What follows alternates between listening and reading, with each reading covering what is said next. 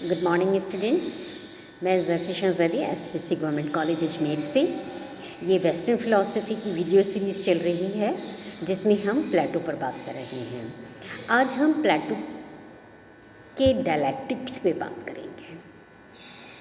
देखिए, सोक्रेटिस में हमने डायलैक्टिकल मेथड पढ़ा और हमने देखा कि वो ये कह रहे हैं कि अगर सत्य की खोज करनी है तो वो संवादों के माध्यम से, बातचीत के माध्यम से हो सकती है। और सोक्रेटिस ने पूरी ज़िंदगी यही किया, जिसे डायलैक्टिकल मेथड कहा गया।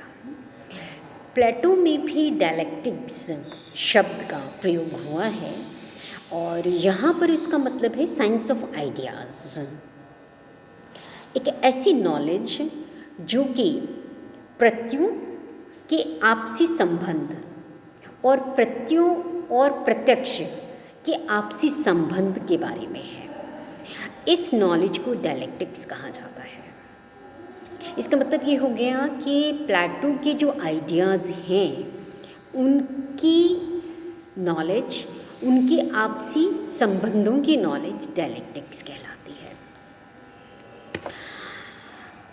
प्लेटो ने कहा कि डायलैक्टिक्स फिलॉसफी की चीफ प्रॉब्लम है। जो सबसे महत्वपूर्ण विचार करने की बात है वो है प्रत्ययों का आपसी संबंध। और ये जो आपसी संबंध है ये इसके दो स्टेप्स हैं इस नॉलेज के। फर्स्ट स्टेप है फॉर्मेशन ऑफ कॉन्सेप्ट्स, मतलब संप्रत्ययों का निर्माण, जिसमें वस्तुओं का को देखा जाता है, उनका ऑब्जर्वेशन किया जाता है और फिर बुद्धि उनमें जो सामान्य तत्व है, उनके अंदर जो ऐसी खूबी जो कि सभी के अंदर कॉमन है, उस तक पहुंचती है, जिसे संप्रत्यय या कॉन्सेप्ट कहा जाता है। इसका जो प्रोसेस है वो इंडक्शन है, मतलब आगमन है। आगमन का मतलब ये होता है कि हमने पहले एक वस्तु देखी, फिर दूसरी देखी, फिर तीसरी देखी, फिर चौथी देखी, फिर पांचवी देखी और फिर उन सभी वस्तुओं का जो सार था या उनके अंदर जो कॉमन था उस तक हम पहुँचे। तो ये जो प्रोसेस होता है ये कहलाता है आगमन। तो first step induction, second step है क्लासिफिकेशन और डिवीजन, मतलब वर्गीकरण और विभाजन के माध्यम से ये जितनी भी प्रत्यय हैं उनकी एक क्रमबद्ध व्यवस्था की गई और उस क्रमबद्ध व्यवस्था के अंदर एक हायरार्की है प्लेटो के अंदर आइडियाज़ की, जिसके अंदर सबसे पहले प्रत्यक्ष वस्तुएं हैं, इंद्रिय संवेदनशील जो वस्तुएं हमें इंद्रियों से जिनके बारे में हमें पता चलता है वो वस्तुएं हैं। फिर उनमें जो सामान्य है वो सामान्य प्रत्यय हैं।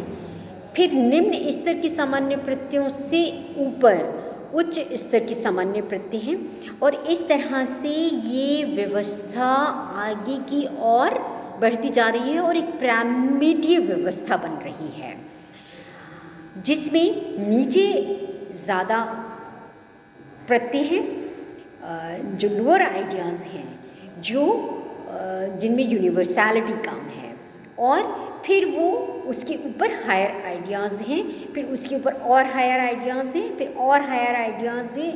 तो इसका मतलब ये हो गया कि फिर एक पीक है, एक चरम बिंदु है, एक शिखर है और उस शिखर के ऊपर जो प्रत्यय है उसको प्लेटो कहते हैं आइडिया ऑफ गॉड।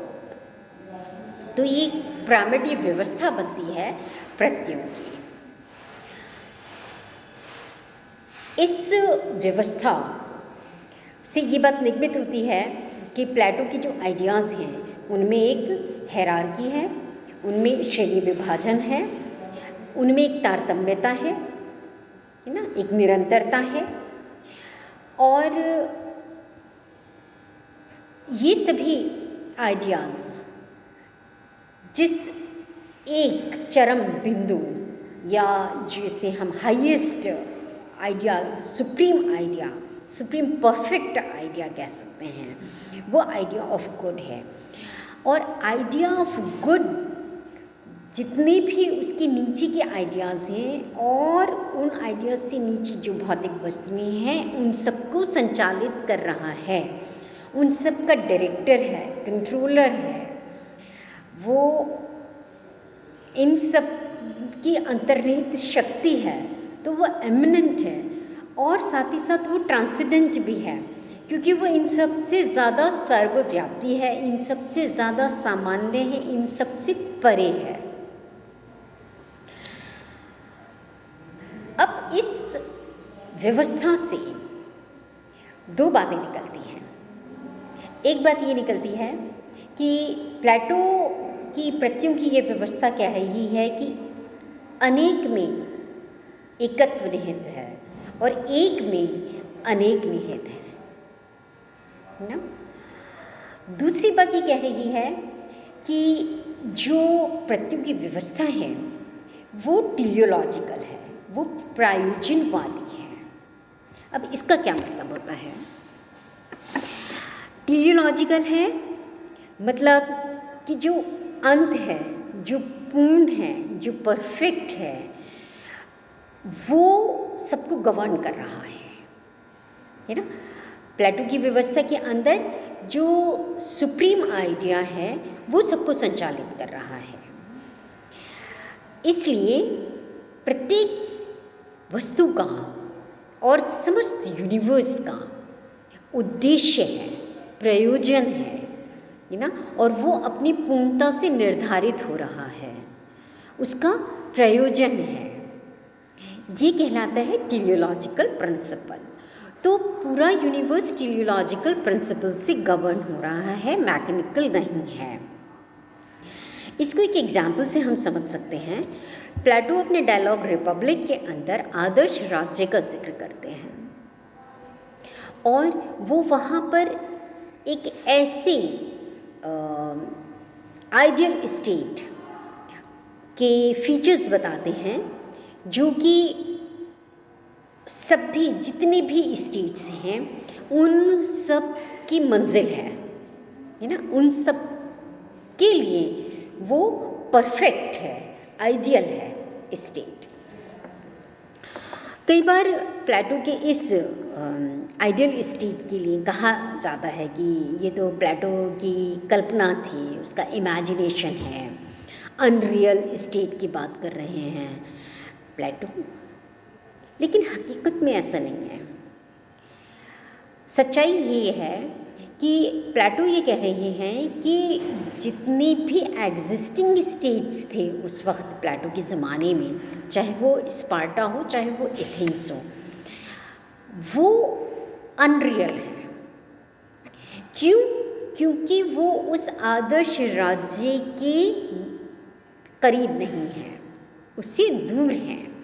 और जो राज्य जितना आदर्श राज्य के करीब होगा उतना ही वो वास्तविक होगा। तो दरअसल जो राज्य नज़र आ रहे हैं वो अनरियल हैं और जो आदर्श राज्य है वही पूर्ण है, वही वास्तविक है, वही रियल है और वही इन सब राज्यों की मंजिल है, अंतिम परिणति है। तो इसका मतलब हो गया कि जो कोई भी राज्य है वो अपने आरंभ से जब वो बन रहा है उसकी जो शुरुआती इतिहास है उससे वो राज्य निर्धारित नहीं होता, संचालित नहीं होता, उसको समझा नहीं जा सकता, वो स्पष्ट नहीं होता, बल्कि उस राज्य की जो पूर्णता है, जो परफेक्शन है, जो उसका आदर्श है, जो उस की मंजिल है, उससे वो स्पष्ट होता है, निर्धारित होता है, वो उससे उसकी व्याख्या होती है। तो फिर इसका मतलब ये हो गया कि जो अंत है वो आरंभ में निहित होता है। किस रूप में? एक आदर्श के रूप में, एक प्रेरणा के रूप में, है ना, एक अंतर्निहित शक्ति के रूप में, एक पोटेंशियलिटी के रूप में, जो इस समस्त राज्य को संचालित करता है, गवर्न करता है। तो इसी तरह से जो पूरा यूनिवर्स है उसका अंत उसके आरंभ में निहित था, जो उसको प्रेरणा दे रहा था, जो उसको संचालित कर रहा था, और वही अंत उसकी शक्ति है। ये था प्लेटो का डायलैक्टिक्स, और फिर उन्होंने किस तरह से आइडियाज़ का एक सिस्टम बताया। आगे की वीडियो में हम इस नेक्स्ट टॉपिक पर विचार करेंगे कि प्लेटो सोल को लेकर, आत्मा को लेकर क्या कह रहे हैं। और दूसरी चीज़ ये कि एक तरफ हम देख रहे हैं भौतिक वस्तुएं हैं जो परिवर्तनशील हैं, और दूसरी तरफ आइडियाज़ हैं जो अपरिवर्तनशील हैं। तो इन दोनों से जगत का निर्माण कैसे हुआ, ओके।